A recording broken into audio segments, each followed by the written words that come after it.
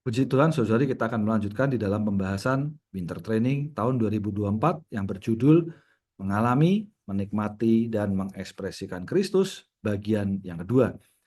Dan kita akan melanjutkan di dalam berita yang kedua berjudul Kristus sebagai pembebas dan sebagai Dia yang menjadikan kita lebih dari pemenang. Puji Tuhan, saudari, bahwa Alkitab di tangan kita adalah Alkitab yang tersingkapkan, bahwa seluruh Alkitab itu bagaikan sebuah cincin yang dipenuhi dengan batu-batu permata. Nah, sedangkan kitab Roma sebagai salah satu kitab dalam Alkitab adalah seperti sebuah batu permata dalam cincin itu. Nah, khususnya Roma pasal 8, saudari ya, membahas mengenai hukum rohayat. Saudari, kita perlu memperhatikan di dalam Roma pasal 8 ya, sebagai acuan ayat yang dibahas di dalam berita ini. Nah, saudara-saudari, di dalam Roma pasal 8 ada 5 butir utama yang sangat penting bagi kita, kiranya boleh memberkati kita semua di dalam Roma pasal 8 ini. Yang pertama, saudara-saudari, adalah mengenai butir sentral seluruh Alkitab dan sentral alam semesta.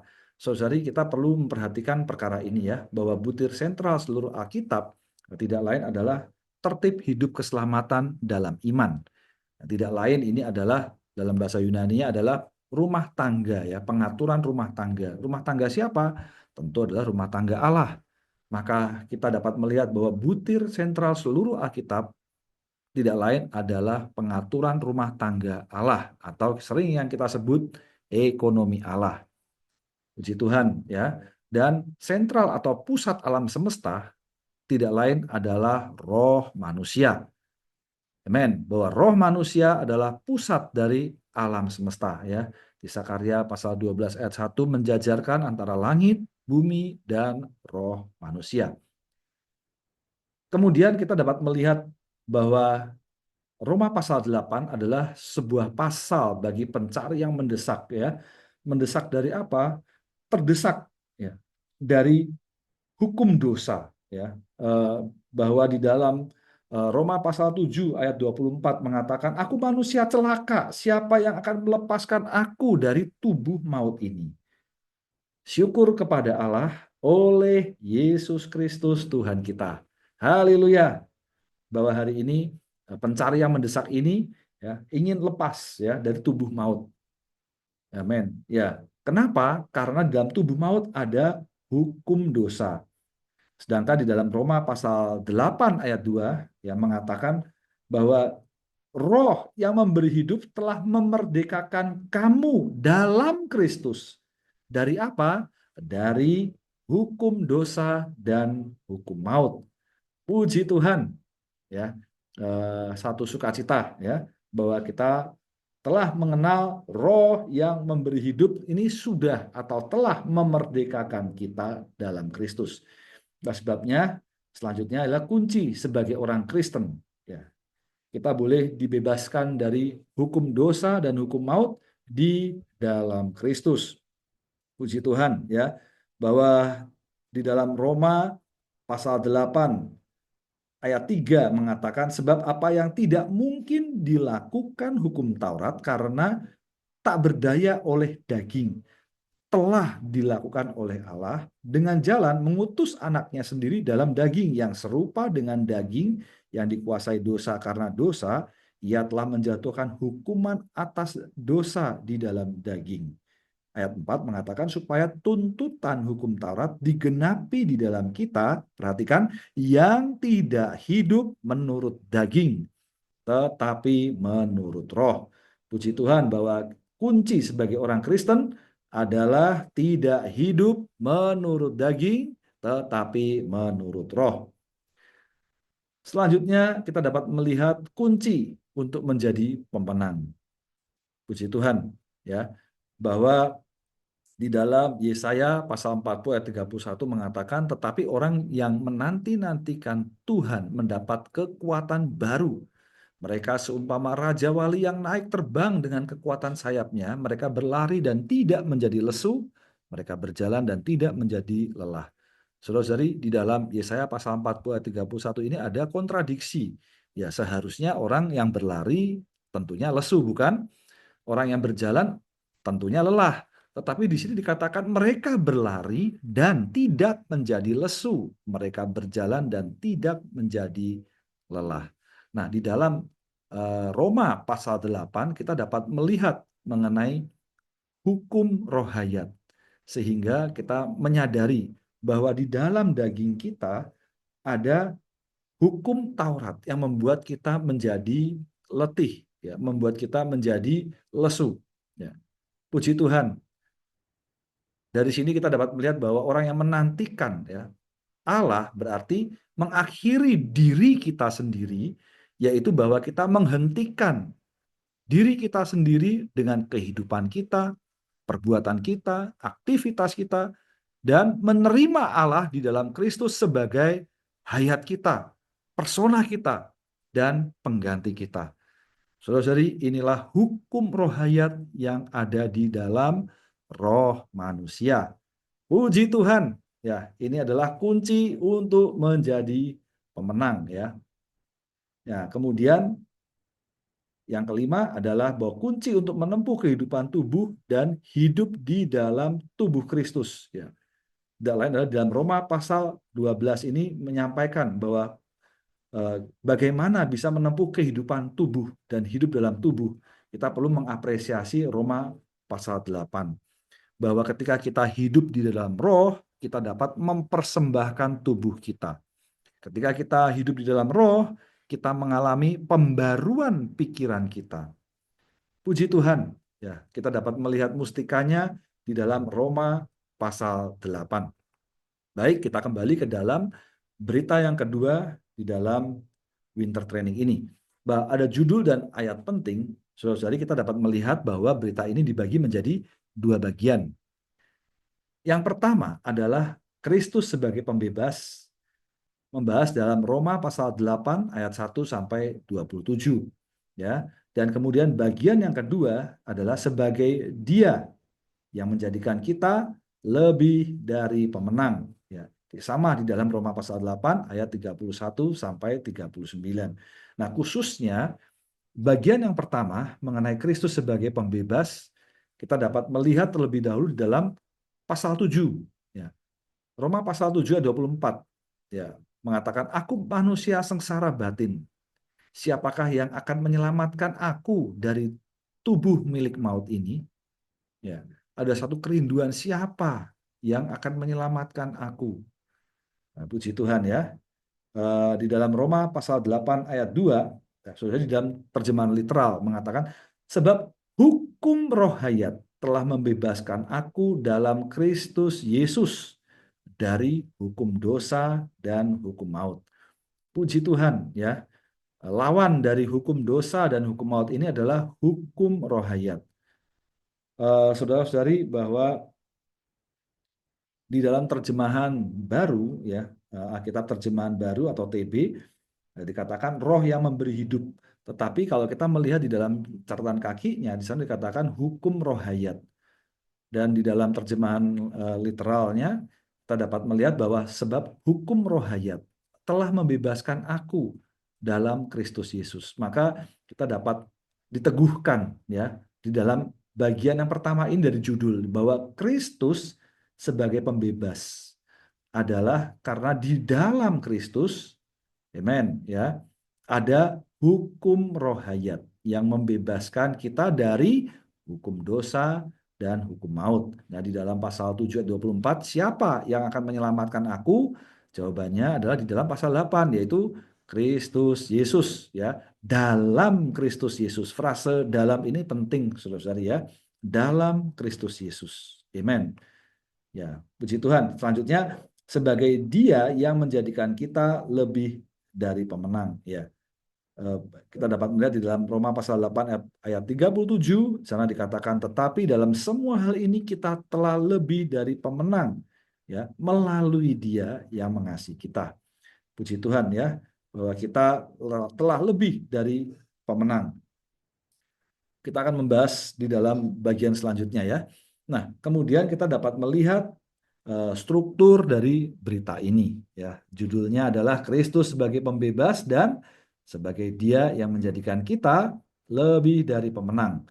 Nah, Saudara-saudari, di dalam Romawi yang pertama, jelas bahwa Kristus sebagai pembebas adalah melalui hukum roh hayat. Ya, maka kita akan melihat di dalam kapital A, pentingnya hukum roh hayat. Lalu kemudian kapital B sampai D adalah definisi dari hukum roh hayat. Lalu kapital E membicarakan mengenai pengalaman atas hukum roh hayat. Lalu yang F membicarakan mengenai fungsi dari hukum roh hayat tersebut. Selanjutnya kita memasuki di dalam Romawi yang kedua, ya, sebagai dia yang menjadikan kita lebih dari pemenang. Di dalam kapital A sampai D adalah melalui Kristus sebagai dia yang mengasihi kita.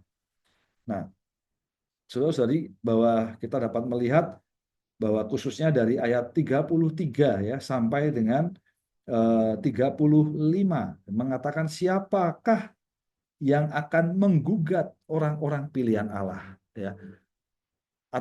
Allah yang membenarkan mereka, siapakah yang akan menghukum mereka? Nah, dalam terjemahan atau menggunakan terjemahan literal, saya ulangi di dalam ayat 33 ya. Siapakah yang dapat menggugat orang-orang pilihan Allah? Allah lah yang membenarkan kita. Siapakah yang dapat menghukum kita?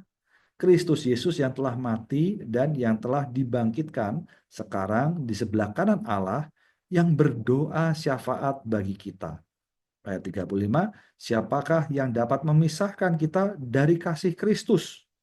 Kesengsaraan atau siksaan atau penindasan atau kelaparan atau ketelanjangan atau bahaya atau pedang. Ayat 36 mengatakan seperti ada tertulis oleh karena engkau kami dimatikan sepanjang hari.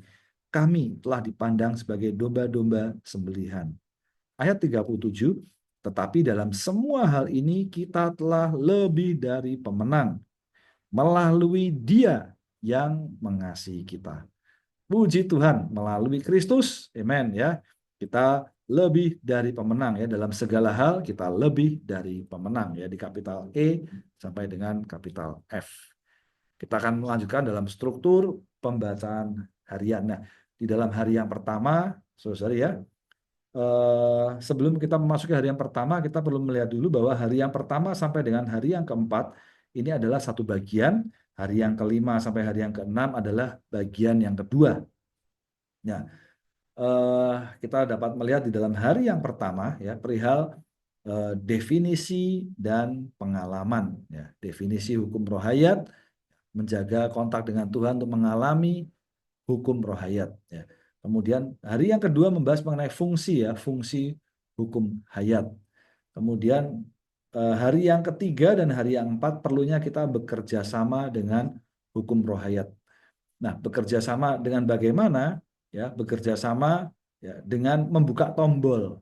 Nah, membuka tombol roh kita. Nah, ini adalah tombol aku. Ya, tiga bagian dari roh, jiwa, dan tubuh, semuanya menurut roh. Nah, oleh karena itu kita perlu kembali ke dalam roh manusia. Kita perlu mengalami ya, membebaskan aku. Ya, membuka tombol aku. Kita perlu kembali ke dalam roh.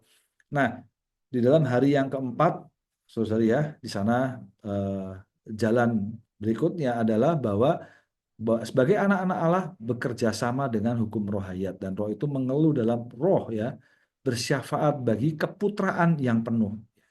Jadi di dalam roh kita ya bersyafaat agar kita diserupakan dengan putra sulung. Puji Tuhan sehingga kita sepenuhnya ya beroleh keputraan yang penuh. Amen. Kemudian di dalam hari yang kelima dan hari yang keenam adalah bagian yang kedua.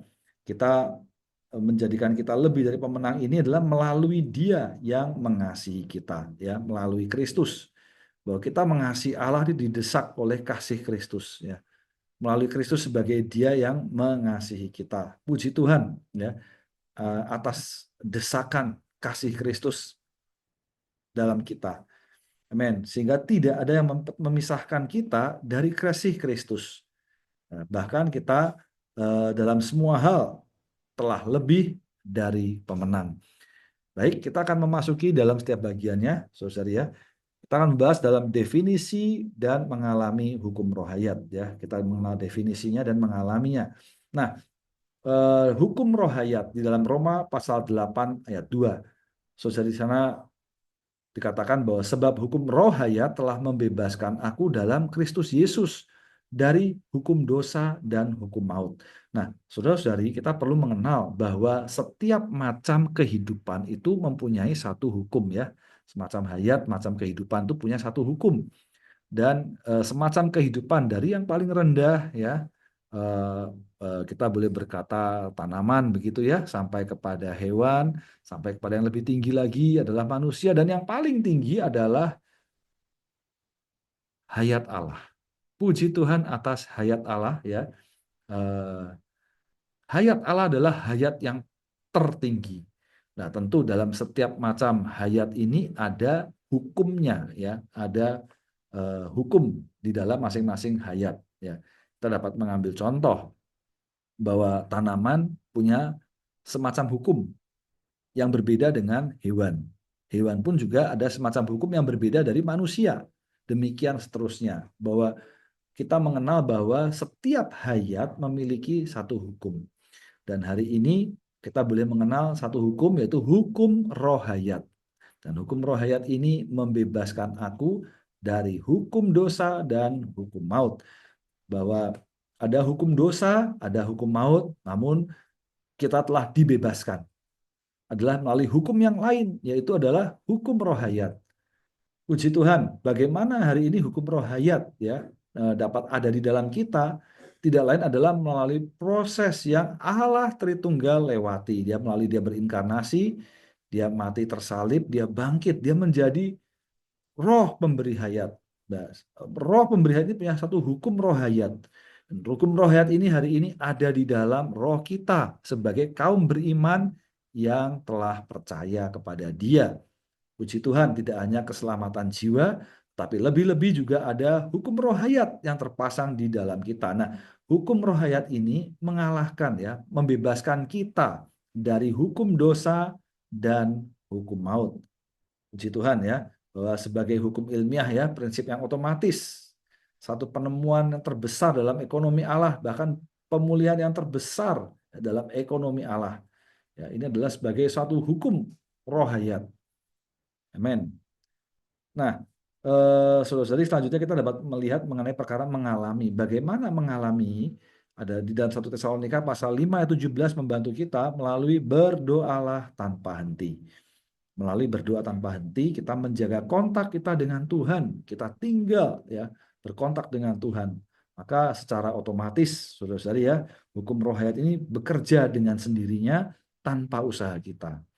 Ketika kita berkontak senantiasa dengan Tuhan ya, melalui kita kembali ke dalam roh manusia ya, roh kita kembali ke dalam roh kita, maka otomatis ada hukum roh hayat yang bekerja. Maka saudari, kita perlu berhenti dari semua pergumulan dan usaha kita. Semakin kita bergumul, semakin kita berusaha, kita akan mengalami kegagalan demi kegagalan. Maka bukan bergumul ya, bukan berusaha, tetapi melalui kita menjaga kontak dengan Tuhan. Maka kita perlu memelihara persekutuan kita dengan Tuhan ya, melalui doa dan memiliki roh yang bersandar.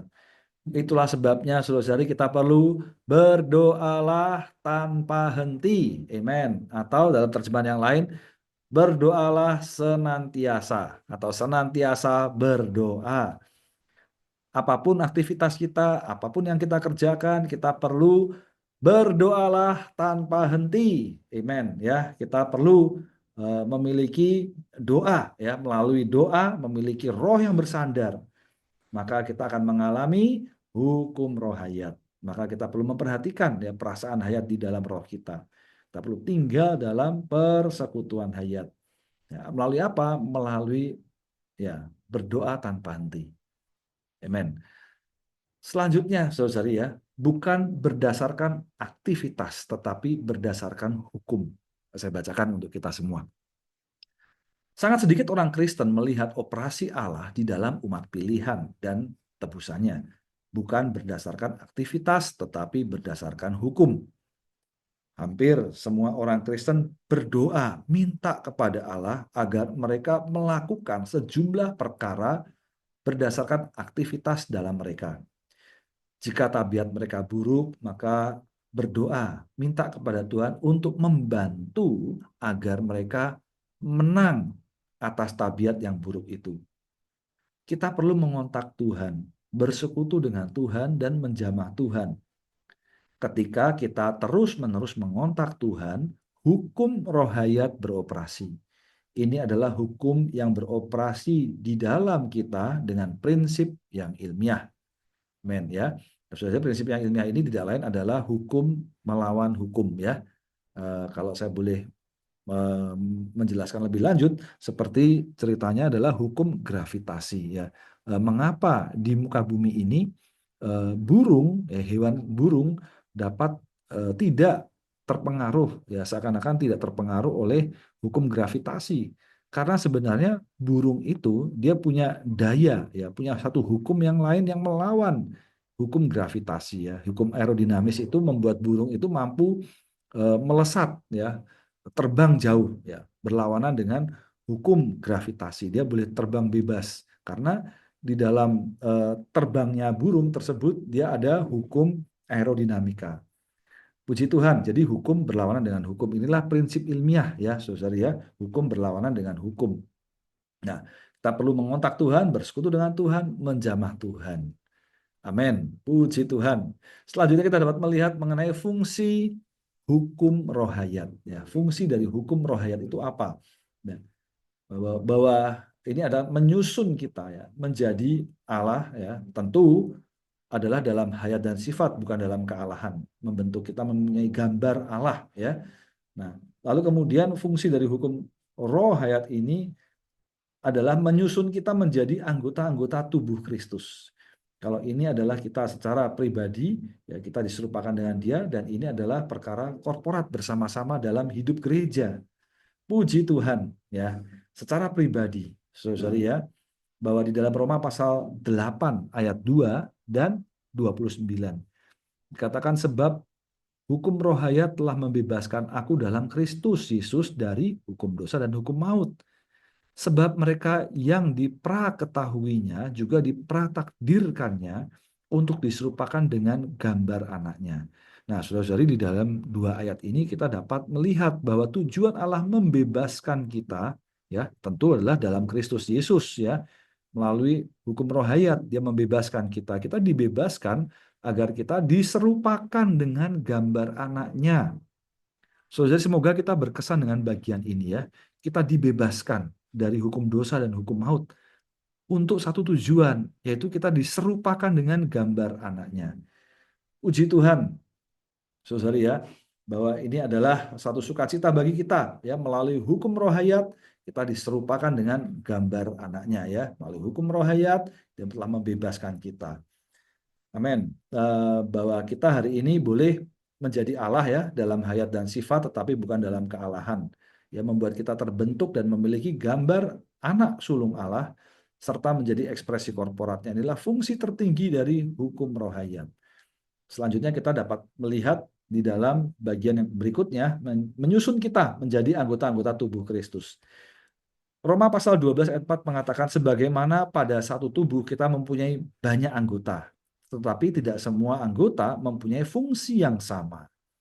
Dalam Efesus pasal 4 ayat 16 mengatakan daripadanya lah seluruh tubuh melalui fungsi yang ada dan kapasitas setiap bagian membuat tubuh bertumbuh sampai membangun dirinya dalam kasih.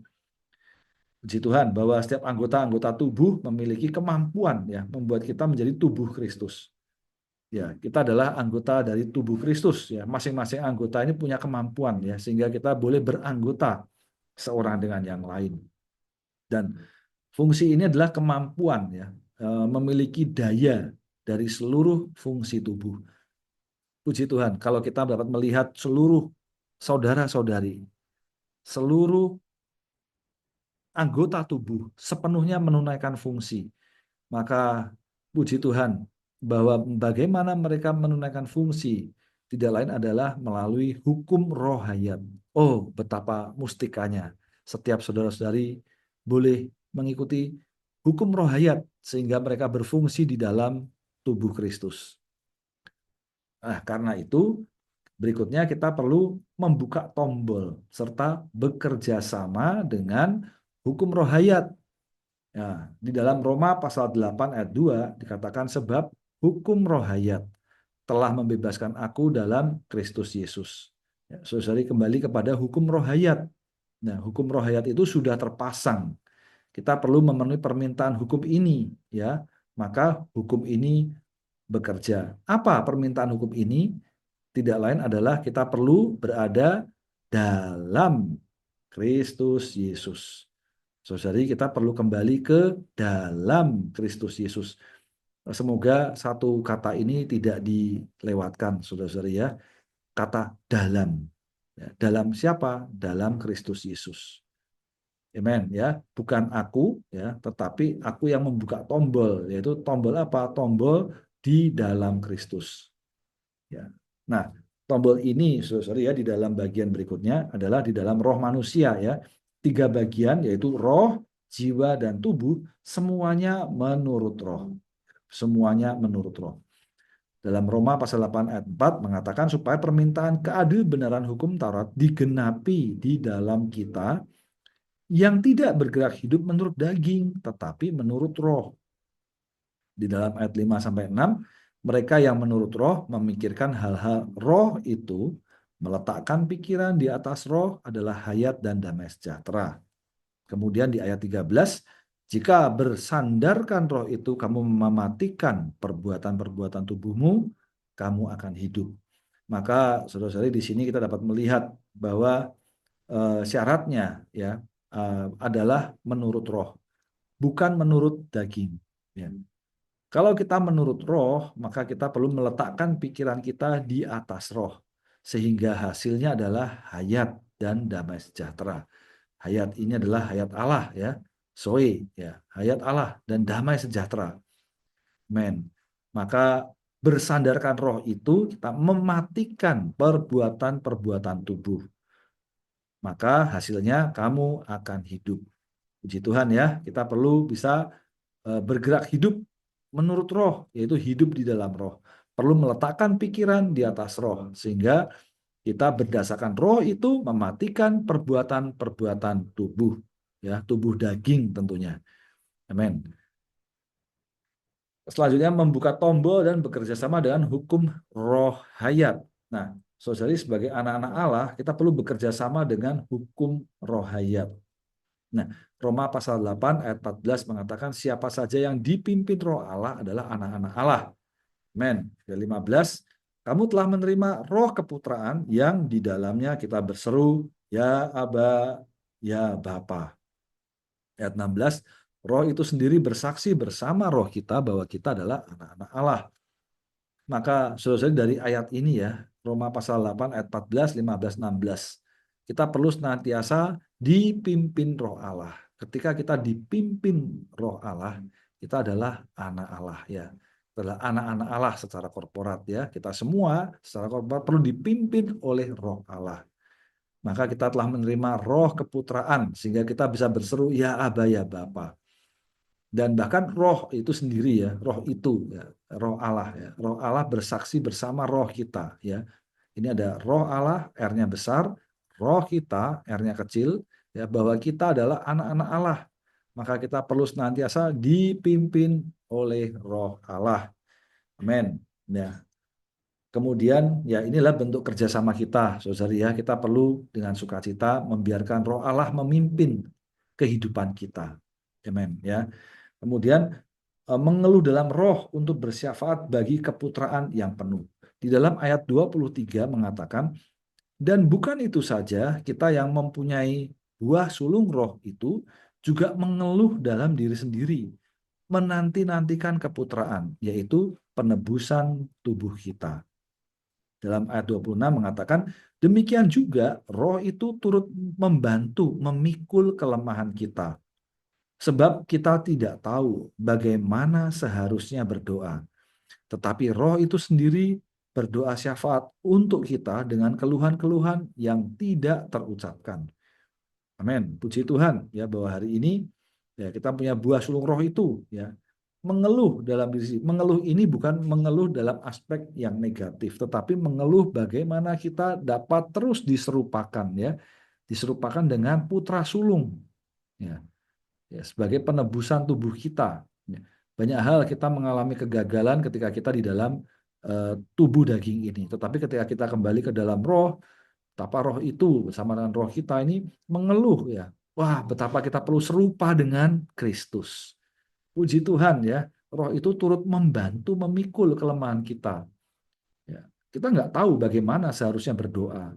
Tujuan dari berdoa ini adalah diserupakan dengan putra sulung. Kita nggak tahu bagaimana kita berdoa agar kita serupa dengan putra sulung. Tetapi roh itu sendiri berdoa syafaat untuk kita dengan keluhan-keluhan yang tidak terucapkan.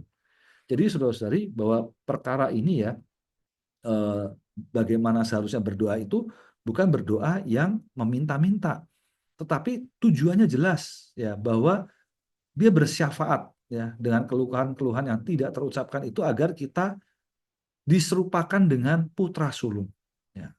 Dia mengeluh dalam roh, bersyafaat, ya, bagi keputraan yang penuh, ya, penebusan tubuh kita, ya, sampai dari roh dinyatakan ke dalam jiwa sampai ke tubuh sepenuhnya menyatakan anak Allah. Amen. Jadi saudari, ya, bahwa kita hari ini di dalam roh kita bisa mengikuti hukum roh hayat, ya. Ini, ya, hukum roh hayat.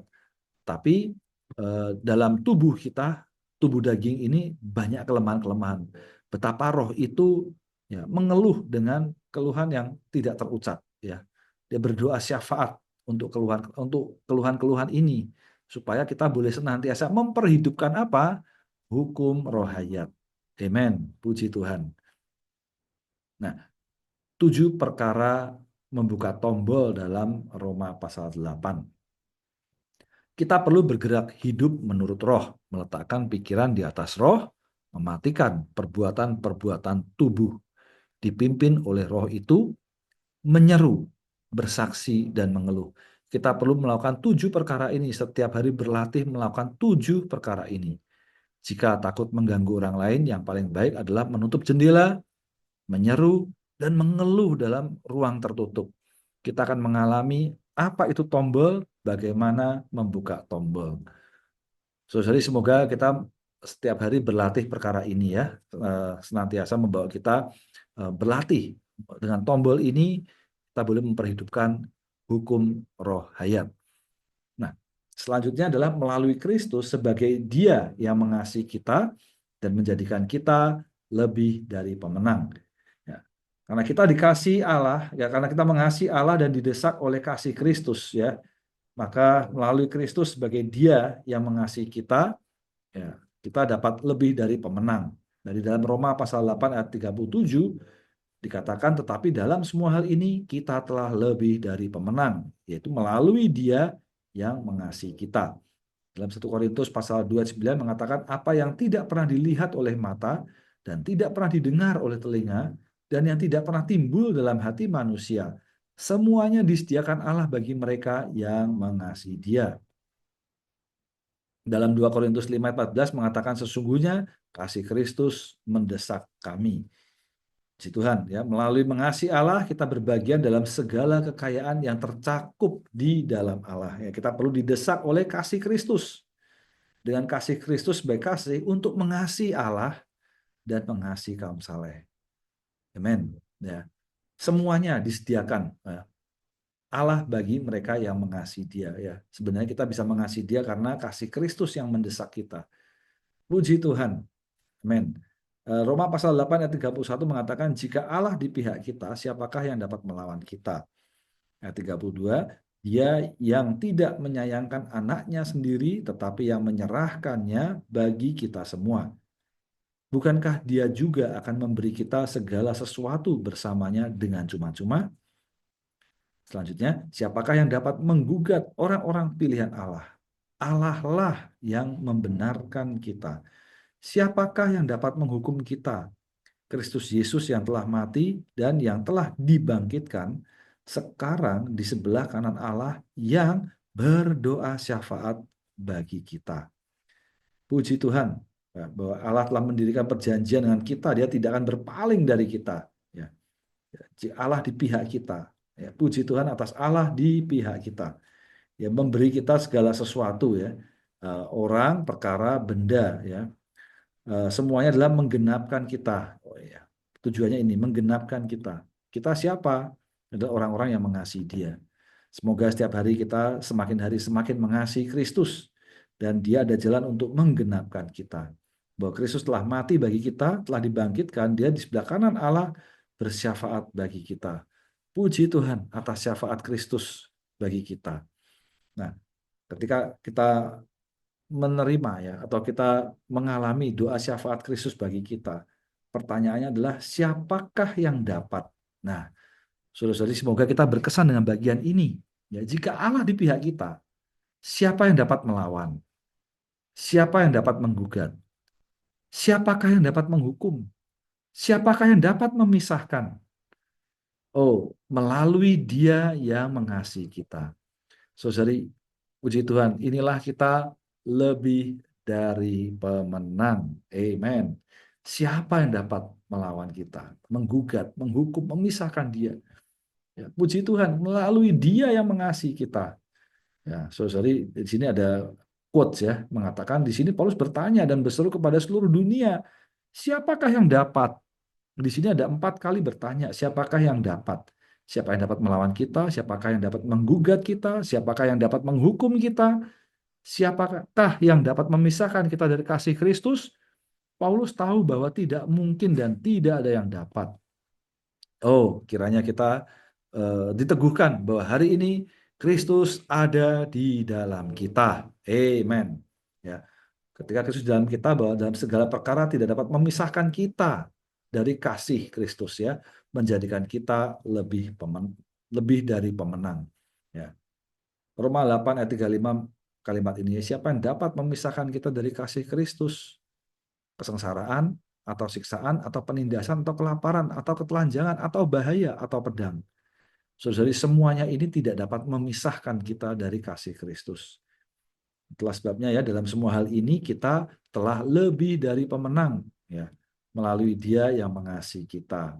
Ayat 38 sampai 39, sebab aku yakin bahwa baik maut, hayat, malaikat, pemerintah, hal-hal sekarang, hal-hal yang akan datang, ketinggian, kedalaman maupun yang makhluk ciptaan lain tidak akan dapat memisahkan kita dari kasih Allah yang di dalam Kristus Yesus Tuhan kita. Puji Tuhan bahwa hari ini kita ada kasih Allah yang adalah sumber keselamatan kekal.